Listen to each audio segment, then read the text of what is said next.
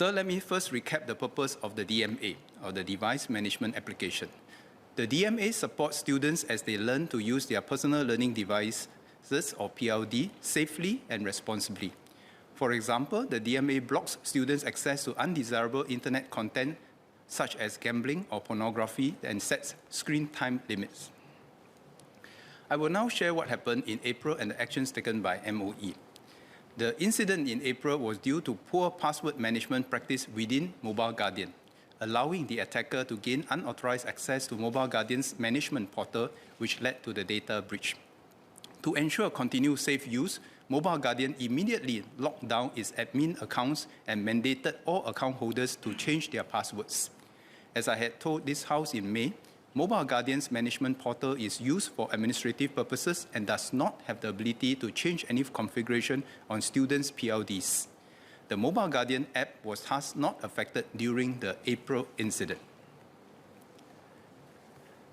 MOE immediately registered strong dissatisfaction to Mobile Guardian over the incident and asked that an independent forensic investigator be appointed to evaluate Mobile Guardian systems and processes and make recommendations to prevent a recurrence. Subsequent findings from the forensic investigator pointed to poor password management practices, and Mobile Guardian responded by implementing additional security measures such as strengthening authentication controls and fixing vulnerabilities. These enhancements were deployed on 31st May. On the night of 30th May, a member of the public reported a potential vulnerability in the Mobile Guardian app to MOE. Our IT security team immediately investigated the report in the morning of 31st May. However, as explained earlier, because Mobile Guardian had rolled out a patch just before, attempts to replicate the vulnerability disclosed by the member of public was not successful. An independent certified penetration tester engaged by Mobile Guardian to conduct additional penetration tests in June further confirmed that this vulnerability reported by the member of the public had been closed. The independent test uncovered new vulnerabilities which Mobile Guardian had committed to fix. However, before it could complete the work, some schools started reporting on 30th July that some PLDs had lost the ability to connect to internet and in some cases, total loss of usage. We quickly established then that this glitch was not related to the April data breach incident. Neither was it a cyber attack. Instead, it was due to a human error by an Mobile Guardian engineer who configured a wrong expiry date, causing the app to stop working. To rectify the misconfiguration, an online update to the Mobile Guardian application was immediately deployed to all iPad users. 5 days later, on 4th August, Mobile Guardian suffered a cyber attack, which remotely wiped out the iPads of some of their global customers, including 13,000 PLDs in our schools, or approximately 8% of devices used by our secondary school population. To contain the breach, Mobile Guardian immediately shut down their servers. As a precautionary measure, MOE embarked on the systematic removal of the Mobile Guardian app from all iPads and Chromebooks PLDs the next day. Our priority was to help affected students, particularly those sitting for national exams, so that learning and revision could continue. We deployed over 300 additional IT engineers and staff to schools to help students restore their devices, as well as provided instruction sheets to those students who wanted to troubleshoot their own devices. All devices have since been restored for use last month. About 1 in 6 of the 13,000 affected PLDs lost some degree of data, and less than 5% were unable to recover all their data as their devices had previously not been backed up.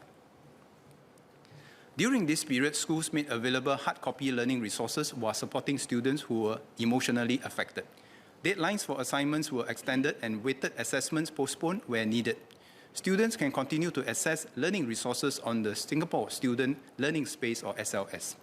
Through this episode, it was most heartening to see many of our students step forward and proactively share their personal notes with classmates and organize study sessions to do revision for their tests and exams together. We thank the vigilant member of the public who had flagged the potential vulnerability, our colleagues in GovTech and CSA, and also the media community who rallied around MOE to give the much-needed support which helped our students learn the positives during this incident. MOE requires our IT service providers to keep our systems and data safe. Our forensic investigations with GovTech and CSA into the 4th August incident found a new vulnerability in the Mobile Guardian system that could allow an individual to carry out the attack. This is a timely reminder that cyber threats can evolve quickly. While no security test can be entirely exhaustive, MOE expects its contractors to regularly assess and strengthen their system's security posture. Due to these incidents, MOE has decided to cease the use of Mobile Guardian in all PLDs. MOE has also taken legal actions against the relevant contractors. MOE is currently studying options for an alternative DMA solution for iPad and Chromebook PLDs. We will work towards rolling out the new DMA solution by the new school year in January 2025. Until the new DMA solution is in place, schools have instituted additional processes to ensure that the PLDs are used safely and responsibly during school hours. MOE has activated web filtering through the Google Admin Console, or GAC, for Chromebook PLDs, and through Parents Gateway share instructions on how to activate Apple's built-in parental controls on iPads. This way, parents can set boundaries like screen time, routines, and restrict access to unsavory sites. While the recent spate of incidents was highly unfortunate, this must not deter us from delivering education through technology as they enrich our students' learning experiences. We must learn to embrace EdTech in our teaching and learning so that our students grow up to be digitally savvy, able to navigate digital environments and take the opportunities and challenges, and take on the opportunities and challenges of the future. All of us can learn from this incident. It is an important reminder for all of us to practice good digital hygiene, including the regular backing up of information.